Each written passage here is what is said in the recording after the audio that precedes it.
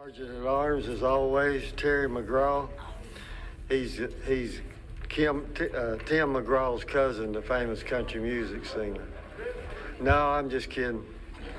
Bill Riley and Nina Lage, where are you? Thank you. We have some house pages with us today. Tavarius Collins, if you'd stand up. Young man, thank you for being here. Jaden Jacobs. Jericho Jacobs. Did you lose your brother, Jericho? And Brandon Marino. Thank you. Oh, there you are. You're back there. I appreciate it. We have 4 bills today. We'll try to get through them because I know everybody is busy with their schedule being hindered by last week's snow. We'll recognize Representative Penny for House Bill 21, driver's license designation. Good to see you, Representative Shepherd. Good to see you, sir.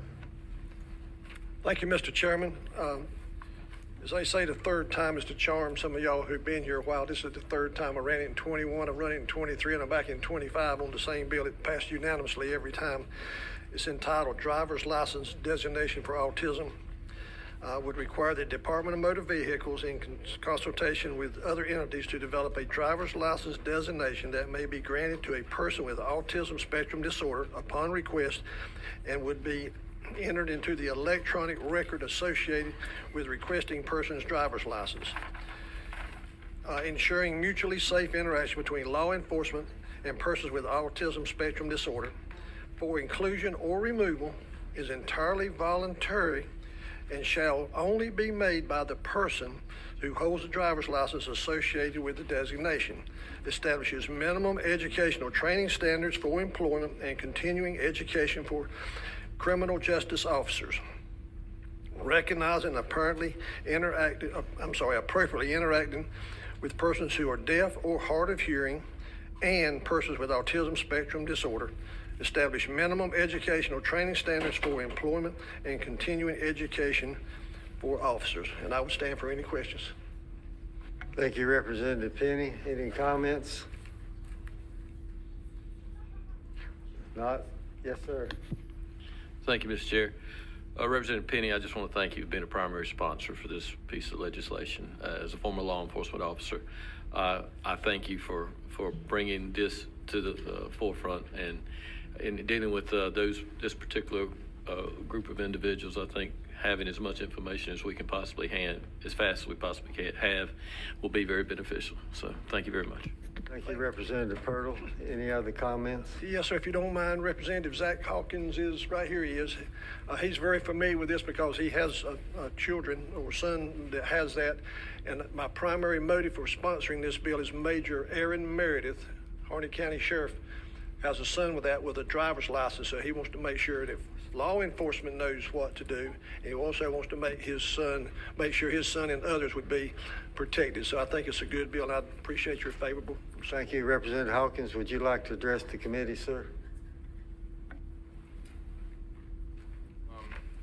Thank you, Mr. Chairman. Incredible thanks to and for the leadership for Representative Penny for bringing this forward. Third time's a charm.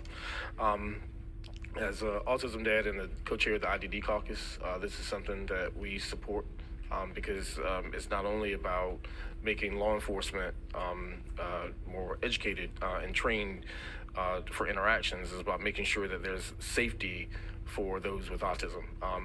The number of autistic adults has grown dramatically over the last 20 years, and they've become more independent in both the workplace and the ability to drive cars. And that's not something 20, 25 years ago we would have ever thought. And so this is a perfect marriage for where we are. And again, thank you, Representative Penny, for your leadership, and please give this a favorable report. Thank you, Representative Hawkins. Representative Clamben?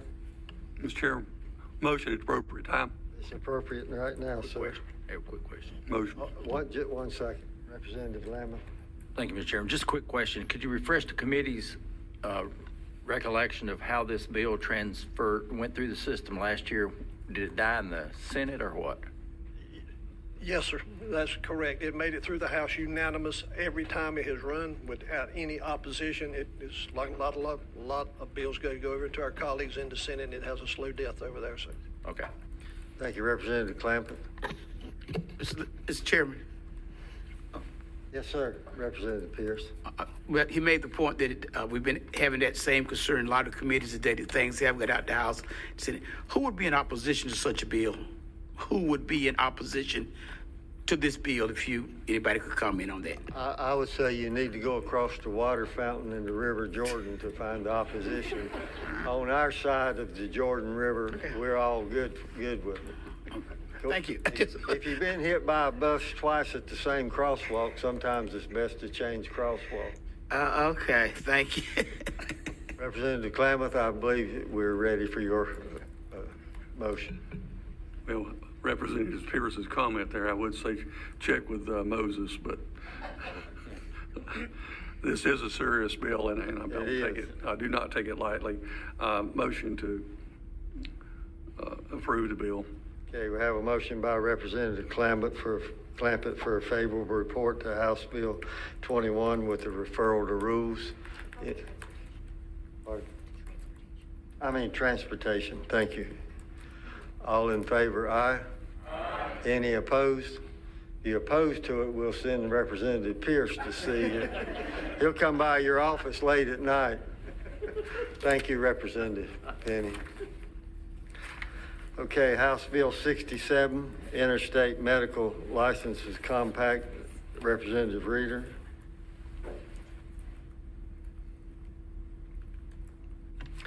Thank you, Representative Potts and the committee. This is a bill that we passed last year that didn't make it all the way through either. But the goal of this bill is really to facilitate medical licensure across states. If enacted, the bill will make it easier for physicians to obtain medical licenses here in North Carolina. Currently, each state does their own medical licensing. They verify sources of diplomas and training independently. They use this information to grant a license. With telemedicine is one reason, and other ways with which to increase physician complements in the state to improve access. This bill will help do that by making it easier to get a license in North Carolina. Currently, the Interstate Medical License Compact, which is a non-governmental organization, collects information, does primary source verification of all of these, and gives an expedited license across state lines. There are currently 37 states, the District of Columbia, Guam, and Puerto Rico, all already involving in this compact. What we've seen in other states, that's about a 10% increase in licensors in the state when they join the compact. It does create more fees for the North Carolina Medical Board.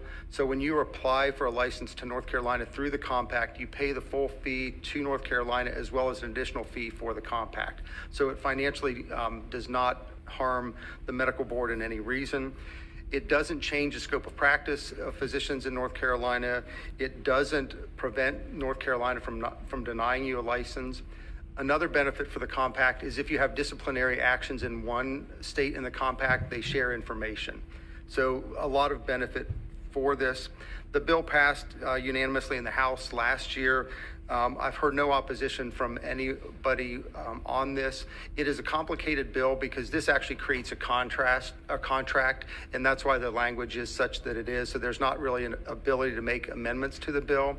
The medical board, we've worked on this for the last 3 years, are supportive of it, the Healthcare Association as well. I would ask you to support this bill to improve access, reduce administrative burden for physicians, and support this bill. I'm here for questions. Thank you, Representative Reeder. Representative White, Lambeth, y'all have questions? You have a question? Yes, ma'am, Representative Ray.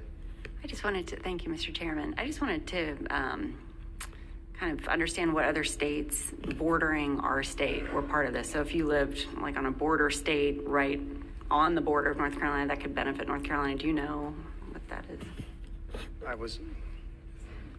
Representative Reeder, you're recognized. I was looking at the map this morning. I believe Virginia has, and I'm looking for my medical board friends, I think Virginia has legislation put in to join the compact. South Carolina does not, but it would improve the ability across states.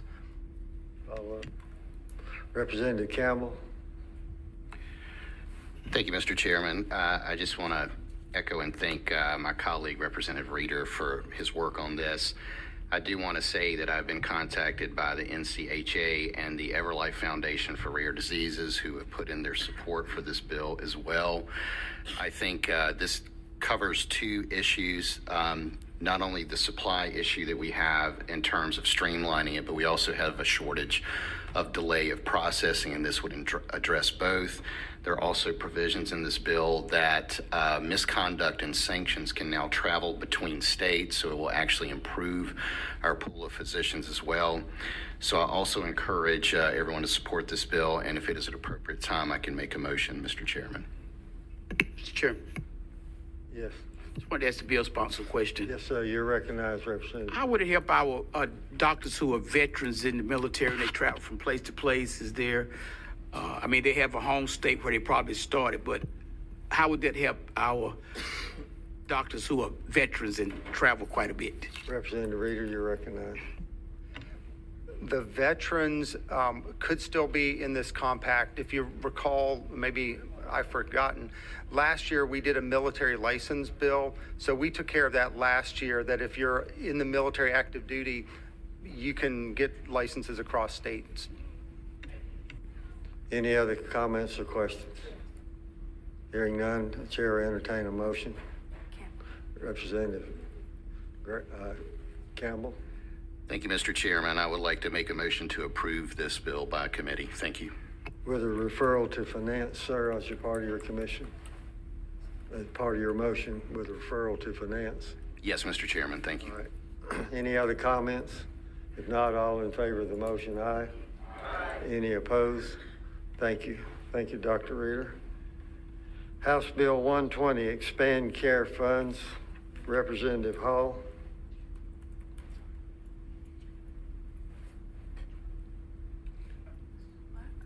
Oh, you're doing it, Representative Moss. Step up to the mic and take your chances so far as 2-0. So. I don't want to end the streak. Thank you, Mr. Chairman, members of the committee. There should be an amendment that I think Mr. Humphrey's going to provide that would be important to this bill. Okay, you want to hear your amendment first? Representative Humphrey. Thank you, Mr. Chairman.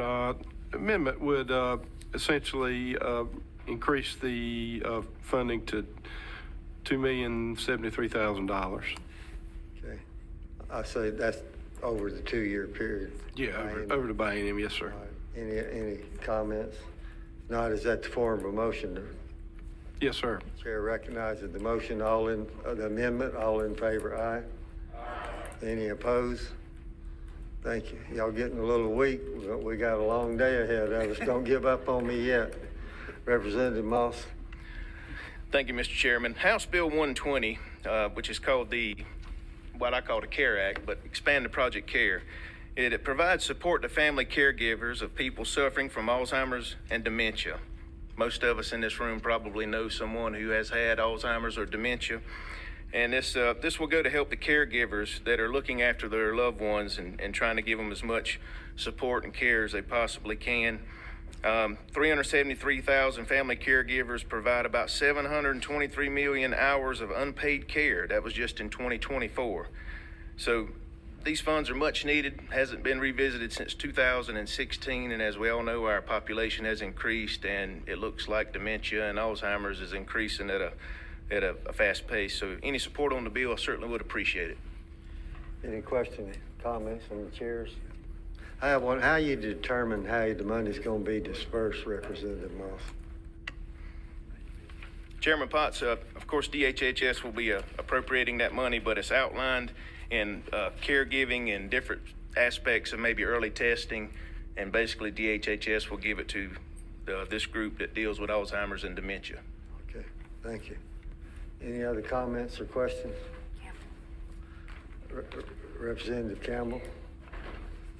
I just want to thank Representative Moss, and I want to say another benefit to this bill is these programs have shown to significantly decrease the amount of unnecessary admissions to skilled nursing facilities and giving aid to this. So Representative Moss, thank you for your efforts on this, and this is something that would be tremendously cost effective. Thank you. Representative Ball, it's good to see you. Representative Cunningham's not here, so you can take her normal place of 3 questions will be fine. I just have one. Am I going to be punished if I only have No, one? ma'am, you'll be blessed. Oh, Representative Crawford had to get in, didn't she? Go ahead, Representative. A question for the bill sponsor. Yes, ma'am, you're recognized. Thank you. You, at the last line, line 13, Alzheimer's disease or other related dementias. The reason I'm asking this question, my father had Parkinson's. Is that one of the dementias, or could that be articulated? Because Representative Moss, you're recognized. we took care of him at home for 3 years at a great expense. Representative Ball, from my knowledge, that is included. Representative Crawford, it's good to see you. I haven't seen you since breakfast. It's good, always good to see you. Well, I'm happy to see you, and I thank you for letting me sit with you at breakfast. Well, you're quite welcome. I just have a comment to just say thank you for putting this bill forward. I agree with the comments that have been shared already about the important role that these funds and this program plays in the lives of our citizens in North Carolina, and I hope that when it comes to funding other critical services, we can do it as quickly and swiftly as we have done this today. Thank you, Representative Crawford, and for that nice smile from the chair. I'm looking at some faces out there that makes me want to get this meeting over with, but for the most part, I'm looking at some friendly faces. Not you, Representative Blackwell. I wasn't talking about you. Is this the speakers? Yeah. Yes, that these two will be speaking on this. Okay, Representative Mr. Jerry Shield, you're recognized for 2 minutes, sir.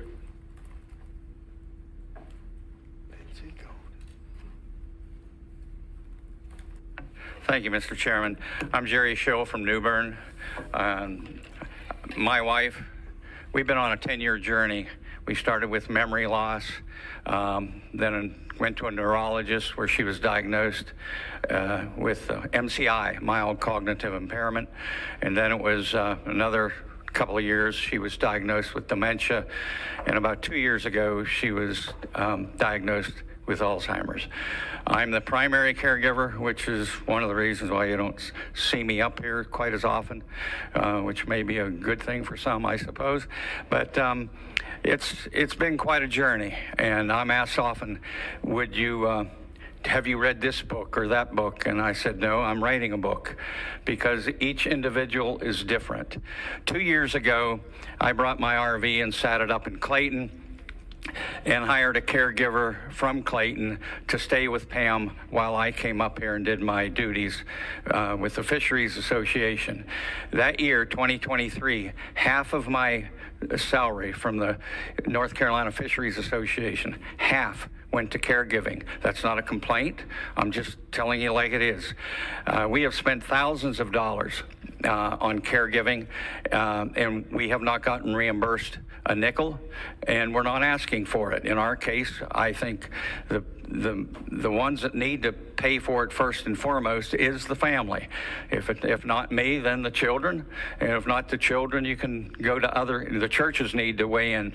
But I wanted to take this opportunity to thank you, Mr. Chairman, Representative Moss, and others who sponsored this bill, not putting it in the budget, because there wouldn't be no discussion then. I really applaud you, because this is a discussion that needs to be had, and a bigger one on the epidemic of dementia and Alzheimer's. Caregiving, it's a blessing in some ways. I could write a book just on that subject, especially when it's a spouse. It brings a whole new element for better, for worse, for richer, for poor, in sickness and in health. And I take that very, very seriously. Our 4 children are firmly convinced that at some point there's going to be a nursing home. I'm firmly convinced that there will not be. I'm going to take care of my wife. I look at it as a privilege that God has given me the opportunity to take care of his little girl, because that's the way this disease works. And when the kids were little, it was changing diapers, and the era we had cloth diapers, not these fancy things, and now we're right back at it. But it's a privilege to take care of her, but it's something that needs to be done. I'm not speaking in favor or opposed to this bill because I'm still learning about the project or CARE issue. But I do thank you for bringing this to the floor. Thank you, Mr. Chairman. Thank you, Mr. Schill. Lindsay Golden. Good morning. Thank you, Mr. Chairman. Lindsay Golden, Director of State Affairs with the Alzheimer's Association. I want to thank each and every one of you for being here today and hearing this important issue, and for Representative Moss and champion this on behalf of the 373,000 dementia-specific caregivers that we have in our state. The burden of caregiving is overwhelming, and this is a drop in the bucket. It's a Band-Aid to help stop the bleeding that these caregivers are experiencing. I want to paint a picture of what that looks like. The total lifetime cost of care for people living with dementia is almost $400,000. Over 70% of that falls on family caregivers. That is an immense. You heard Jerry say it was about 50% of his salary. Imagine what 70% would do. Of the folks that have received respite care vouchers through Project C.A.R.E, 72% in fiscal year 2023 were over 60 years old. So the people receiving the respite funds that come from Project C.A.R.E are in our elder population. So these are elderly folks caring for their elders with dementia. The healthcare crisis that builds in our state is immense. Project C.A.R.E looks to do two things with these funds: increase respite vouchers for family caregivers living with dementia, but then also increase care capacity in our state. Right now we have 6 administrative units that dole out these Project C.A.R.E funds across our state. One of those units represents 29 counties in our northeastern part of the state. 29 counties for one family caregiver support specialist to meet the needs of all of those caregivers. That is not enough. So part of these funds would be to bring 2 to 3 more administrative units to allow more family caregiver specialists to break down the support to the caregivers that desperately need it. So thank you all for your attention on this issue. I know a lot on this committee are caregivers yourselves, have had a loved one go through a dementia journey either now or in the past, and we greatly appreciate this. Thank you. Any questions from the committee? Not, I'll entertain a motion. Representative Gillespie. Thank you, Mr. Chairman. A motion to favorable review and referral to appropriations. Okay, we have a motion by Representative Gillespie on House Bill 120. Favorable report is amended, unfavorable to the original, rolled in a new PCS and headed towards appropriations. Thank you for that motion. Other comments? All in favor, aye. Aye. All opposed? Thank you very much. Representative Dixon is now on deck. He'll be having food in his office at 12 o'clock today to feed the entire committee. So thank you for that, Representative Dixon. Thank you, Mr. Chair. You ready for me? You're recognized. We are going to talk about food. House Bill 134 seeks to prohibit misbranding of certain foods, particularly meat, that is not derived from an animal. Been quite a bit of discussion recently and all over the board. I've come to the conclusion, after talking to a lot of people, that rather than follow the lead of some of the other states who have talked about banning, which goes against the grain a little bit with me, we've decided to look at labeling and make sure that the label on these various products are properly labeled so that a consumer, when they pick this product up, will know the contents and what they're eating. Chris Saunders from staff is here. If we have any technical questions, other questions, I will be trying to respond if you have questions. The one adjustment that I'm going to make at this time, and I met with some folks yesterday from the retail industry, there are already any number of products that are on the shelf that are derived from plant-based, and some of them have the word meat or et cetera on the label. And so what I've decided to do, if the committee approves this, when it goes to Commerce, we will amend out of this bill the reference to meat that is plant-based derived. That is an issue, but since there's a lot of stuff on the shelves, rather than being reactive or retroactive, what I want to do at this time is just concentrate on the cultured meat products and then do more investigation to see how the existing plant-based stuff is labeled. So we're ahead on the cultured stuff, but rather than throw a monkey wrench at this time, that provision will come out. So I will only be addressing the proper labeling of cultured or lab-grown meat. That's the essence of the bill, and I will stand for any questions, Mr. Chair. Questions or comments? We have a couple. Yes, sir. You're recognized.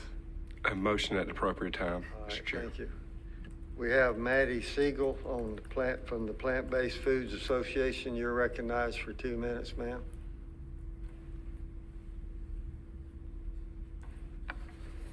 Good morning, Chair Potts and the rest of the members of the committee.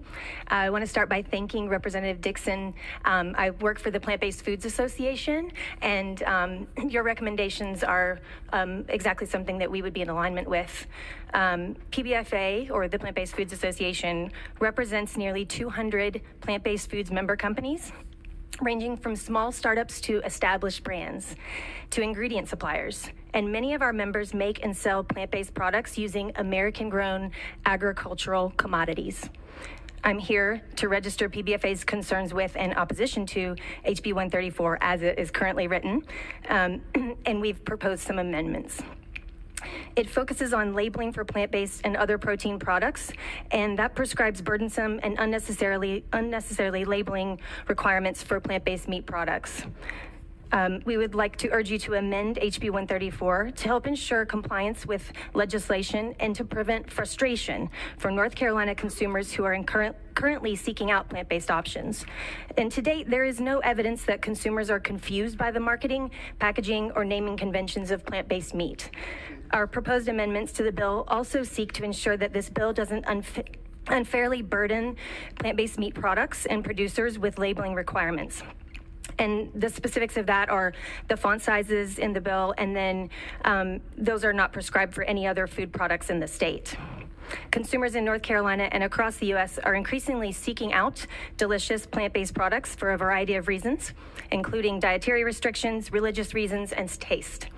And sales for plant-based alternatives continue to grow, with more than $8 billion in U.S. retail sales in 2023 alone. So again, on behalf of the Plant-Based Foods Association, I want to thank you, Representative Dixon, for the proposed amendments. And I want to encourage you all to amend HB 134 as described in further detail in our comment letter, which was sent to you. Thank you very much. Thank you. At this time, Rachel Litby from the Good Food Institute, you're recognized for 2 minutes, ma'am. Wonderful. Thank you so much. Hi, everybody. Good morning. Senior Chair Potts, chairs, vice chairs, and committee members. Thank you for the opportunity to present testimony on House Bill 134. I'd like to encourage you to vote no on HB 134, barring significant changes to the bill. So, as mentioned, my name is Rachel Lichty. My family and I live in Hillsborough. I work as the Vice President of Impact at the Good Food Institute. The Good Food Institute is a nonpartisan 501c3 organization committed to ensuring a free market and a level playing field for a wide range of alternative proteins. That includes plant-based meats and emerging products like cell-cultivated meat. The meat alternatives listed in this bill do not replace traditional agriculture.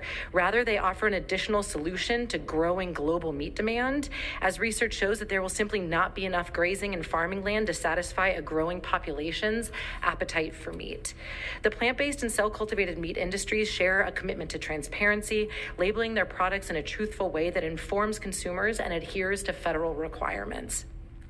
For cell-cultivated meat, products undergo thorough regulatory review and approval by both the USDA and the FDA before being available to consumers. And the USDA-approved labeling requires packaging to say cell-cultivated. Cell-cultivated. We appreciate the intent of HB 134 to ensure accurate labeling of meat analogs and promote transparency for consumers. But that said, we propose minor amendments to ensure fair labeling for all consumer products. Firstly, we urge you to add the terms cell-cultivated and cultivated to the list of qualifying terms. Right now, the list that is included in HB 134 does not include the actual term that USDA is labeling. So we urge you to include cultivated and cell-cultivated to the list of qualifying terms, along with the general provision to allow the use of other accurate qualifying terms that are consistent with current federal guidelines. We also recommend that you remove the stipulation that qualifying terms must be at least 20-point font size or the size of surrounding type, whichever is greater, and in close proximity to the name of the product. This requirement is unnecessary and unfairly burdens meat analog products and producers. There are no other regulations in North Carolina law relating to food and agriculture that dictate font size on labels. So this would be different than precedent set in any other sorts of products like in North Carolina. We welcome the opportunity to collaborate on amending the bill to support both consumer education and free speech. And until then, and unless these amendments are adopted, we urge you to vote no on HB 134. Thank you so much for your time and happy to answer any questions. Thank you. Does someone else wish to speak? You would just introduce yourself for the record, and you have 2 minutes. Thank you. Thank you, Chairman Potts. I'm Andy Ellen, President and General Counsel of the North Carolina Retail Merchants Association, and I want to express my extreme gratitude to Representative Dixon. He reached out last Wednesday during the snow to talk about this bill when everybody else was hopefully making snow cream or snowmen, and to have some really good conversations on it, and then reached out again so we could come meet with him twice yesterday so we could work through this bill. And he has been very, very good to work with, bent over backwards to try and help ease some concerns. And I would Representative Dixon's graciousness to move this bill along and fix it at the next stage. I would encourage you to do that, and we look forward to working with Representative Dixon, as always, to fix the concerns that we raised with him previously this week. So thank you very much, Representative Dixon. Thank you. Representative Savania. Thank you, Chair. May I direct a couple questions to the bill sponsor? You may. You're recognized for a couple questions and a couple responses, Representative Dixon. Thank you so much, Representative Dixon. For the bill in terms of actually having people talk about plant-based and cell-cultivated products. I do want to ask, in development of this bill, did you speak with any of our cell-cultivated businesses in regards to the bill? No. Okay. Follow-up, sir. Yes, ma'am. I would encourage that, if not that we have an economic development emphasis when it comes to cell-cultivated industry here in North Carolina. A lot of it's not just cells, like the scaffolding of these meat products are actually derived from our agriculture here in North Carolina too. I think that they could be a good understanding and strengthen your bill if there's conversations with them. Biotech and technology is very much a emphasis in our state, and would you be open to those conversations? Representative Crawford, are you going to talk about the last plant-based food that we had in here last session? I do not plan on doing that, Mr. Chair, but I do have a question for the bill sponsor. You're recognized. Thank you, Mr. Chair. So I am curious, I'm glad to hear some of the points raised about federal law, and I'm just curious, how this bill aligns with the federal laws that are in place regarding some of these consumer protections. It seems to go a little bit beyond what the FDA regulations are. So can you just speak to that for a moment? Representative Dixon, you're recognized, sir. While I don't want to do anything that's drastically different from the federal government, we here in North Carolina, we have the right and the opportunity to set our standards for ourselves, and so I'm assuming that that's the way I approached it. And if we all know that state law can't supersede federal law, but the feds cut red tape lengthwise, and I'd like to cut it horizontal. Okay, I appreciate that. Just a follow-up comment. Being that the bill has not changed, I do support the changes that you are suggesting, but I cannot support this bill in its current form today. But I look forward to seeing this bill. I do serve on Ag and Environment, so it sounds like that it might come to that committee eventually, so hopefully I'll see it in a different form and can support it at that time. Thank you. Thank you. Any other questions, comments? One last comment, Mr. Chair, if I may. Yes, sir, you're recognized. We're not trying to exclude anybody. We welcome you. We just simply, in North Carolina, would like it properly labeled. Thank you, Mr. Chair. Representative Wheatley. Thank you, Mr. Chairman. I'd like to ask a question of the bill sponsor. You're recognized. Thank you. Representative Dixon, is the reason for this bill to clearly mark products that are meat and those that have plant, when you say plant-based, they've mixed up plants in it, or is it made, I mean, I've really kind of never seen this, so I buy my steaks that say meat on them, and don't want any grass in it, except for what they ate when they were grazing. So I'm curious, is the bill just to clarify the fact that, yes, this is meat, and this other product you need to know has other grains or grass or whatever it is. I mean, we're not differentiating between two different kinds of meat, right? Yeah, the bill simply proposes to prohibit misbranding. And as I've already said, on the plant-based type meat products, that's going to come out of the bill at the next level if this committee approves the bill as it is now. Thank you. Representative Wheatley, we don't normally discuss grass in this committee, just for future references. Oh, wait a minute. Representative Crawford wants to discuss it. You're recognized for a follow-up question.